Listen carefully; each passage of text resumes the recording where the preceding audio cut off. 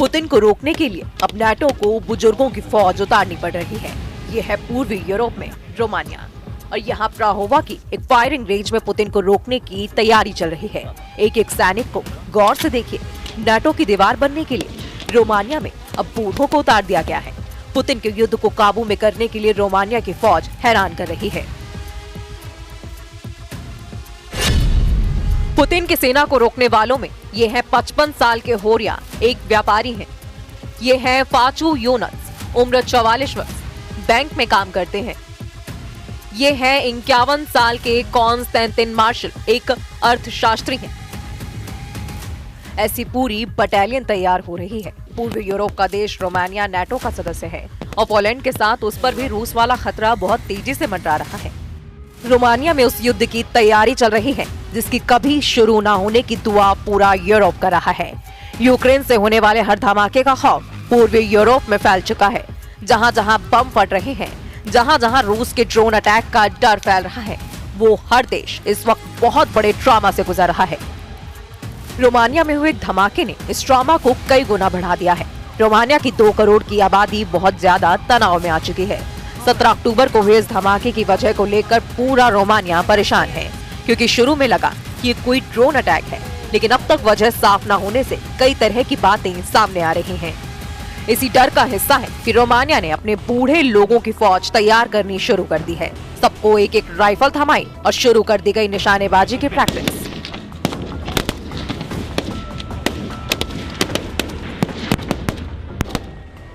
Romania ने 2007 में सैन्य सर्विस अनिवार्य करने वाला सिस्टम 2007 में खत्म कर दिया था, लेकिन 18 साल के बाद अब पुतिन के गुस्से ने पूरे यूरोप का ब्लड प्रेशर संकट में पहुंचा दिया है। रूस और यूक्रेन युद्ध के खतरे ने यूरोप को कैसे डराया हुआ है, इसके कुछ आंकड़े आपको हैरान कर देंगे। पोलैंड ने अपनी रिजर्व फोर्स 5 लाख तक बढ़ाने का फैसला किया है। जर्मनी में अब रिजर्व फोर्स बढ़ाने के लिए 6 महीने की आर्मी ट्रेनिंग देने की तैयारी हो रही है। रिजर्व सैनिकों की तादाद 2 लाख तक की जा रही है। डेनमार्क में सबको 4 से 11 महीने की आर्मी ट्रेनिंग देने का प्लान है। इसमें महिलाएं भी शामिल होंगी। फिनलैंड में 9 लाख रिजर्व फोर्स है और ये यूरोप में सबसे तेजी से युद्ध की तैयारी करने के लिए जाना जाता है। नाटो देशों ने 2022 में मैड्रिड में हुई मीटिंग में तय किया था कि रिजर्व फोर्स बढ़ाई जाएगी। पिछले 3 सालों के दौरान नाटो के नेता बार बार मिलते रहे हैं, लेकिन पुतिन के आगे मजबूर नजर आ रहे हैं। पुतिन के खतरनाक हमलों ने इस मजबूरी को कई गुना बढ़ा दिया है। जमीन से आसमान तक नाटो ने अब पुतिन को रोकने के लिए एडी चोटी का जोर लगाना शुरू कर दिया है।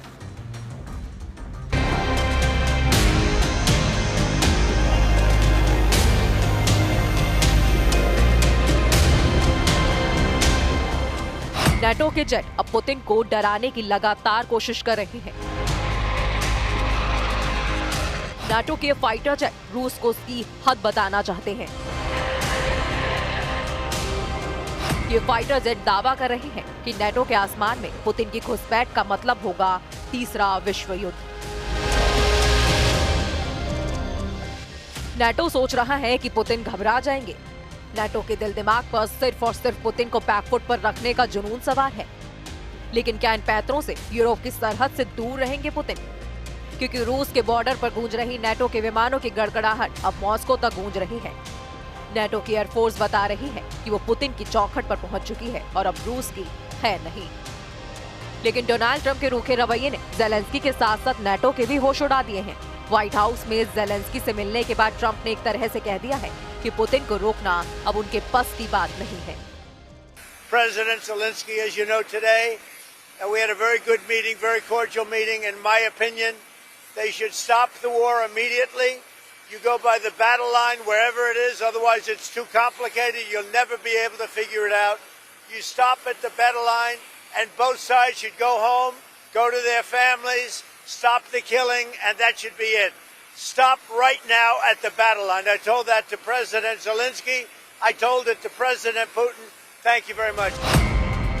नाटो ने पुतिन को डराने के लिए आक्रामक पेट्रोलिंग वाली उड़ान शुरू कर दी है और रूस के बॉर्डर के करीब घंटों उड़ान भरी जा रही है। आर्कटिक महासागर की तरफ से दक्षिण की तरफ बाल्टिक सागर और यूक्रेन की आखिरी सरहद तक विमानों से रूस को चैलेंज किया जा रहा है। ऐसे ही एक मिशन में 12 घंटे तक नाटो के विमानों ने रूस की जंग की तैयारियों की टोह ली है। 12 घंटे तक नाटो के विमानों ने रूस के बॉर्डर की तरफ हर मोर्चे को स्कैन किया। 12 घंटे तक नाटो की एयरफोर्स इतनी ज्यादा एक्टिव रही जितना पिछले 3.5 साल के यूक्रेन युद्ध के दौरान वो पूरी पिक्चर से गायब थी। पुतिन के बॉर्डर के पास नाटो की वायुसेना का जुटना बड़ा मैसेज है। डोनाल्ड ट्रंप और उनके नाटो गुट के लीडर पुतिन को बताना चाहते हैं कि वो युद्ध के लिए तैयार हैं। लेकिन ऐसी टक्कर का नतीजा सिर्फ और सिर्फ रूस बनाम नाटो का युद्ध नहीं होगा। ये पूरी तरह से वर्ल्ड वॉर भड़काने वाला कदम है जिसे पुतिन माफ नहीं करेंगे। इस बात की गारंटी रूस बार बार यूरोप को दे रहा है।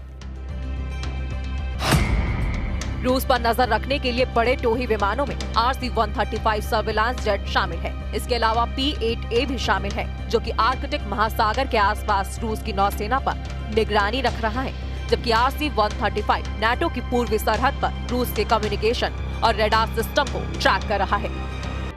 इन विमानों को एयर कवर देने के लिए नाटो के फाइटर जेट भी लगातार आसमान में मौजूद रहते हैं।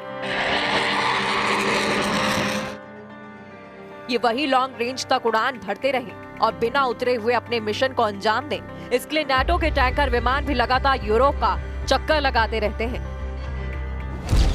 इसमें कोई शक नहीं कि पुतिन की सेना ने 3.5 साल के युद्ध में सबसे खतरनाक अटैक की तैयारी शुरू कर दी है।